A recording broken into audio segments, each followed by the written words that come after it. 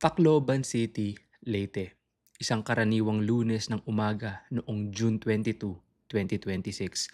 Sa loob ng mga silid-aralan ng San Jose National High School, abala ang mga mag-aaral sa kanilang mga leksyon, ligtas, payapa at puno ng pangarap. Ngunit bandang alas 9 ng umaga, ang ikalawang tahanan ng mga kabataan ay naging entablado ng isang madilim at madugong trahedya. Dalawang minor de edad ang pumasok sa campus dala ang nakamamatay na mga armas. Sa loob ng ilang minuto, binalot ng takot, hiyawan at dugo ang paaralan. Ito ang trahedya ng isang bihirang krimen na gumulantang sa bansa, ang Tacloban School shooting. Paano nakapasok ang mga baril sa isang pampublikong paaralan? Ayon sa investigasyon ng Tacloban City Police, bandang 9:20 ng umaga nang magsimulang magpaulan ng bala ang dalawang sospek.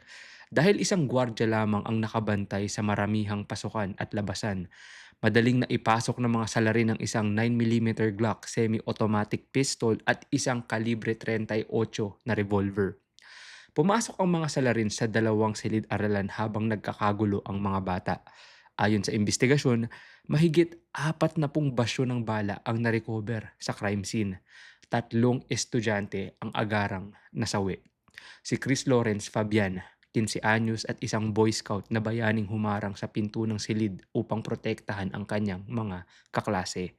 Si Joyan C. Separa, 15 anyos na nagawa pang mabidyuhan ang aktwal na takot sa loob ng silid bago tamaan ng bala.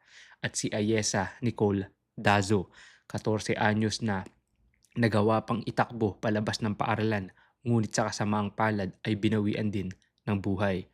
Bukod sa mga nasawi, hindi bababa sa 20 estudyante ang nasugatan.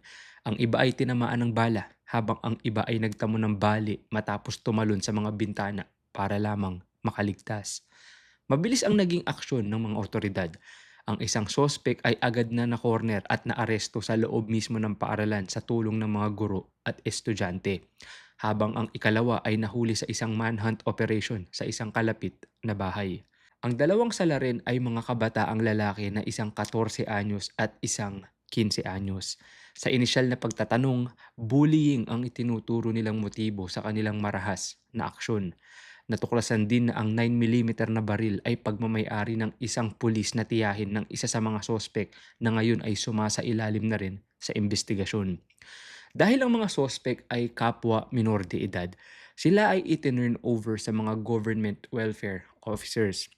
Ayon sa probisyon ng Juvenile Justice and Welfare Act, ang 14 anyos na sospek ay ligtas sa formal na kriminal na paglilitis o criminal prosecution, habang ang 15 anyos naman ay maaari lamang managot sa batas kung mapapatunayang siya ay may sapat na discernment o malinaw na kamalayan sa kanyang ginawang krimen noong oras ng pamamaril.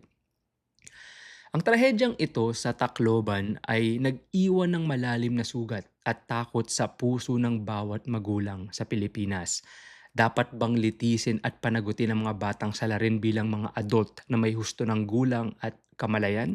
O dapat silang ituring na juvenile at hayaang makalaya makalipas ng ilang taon?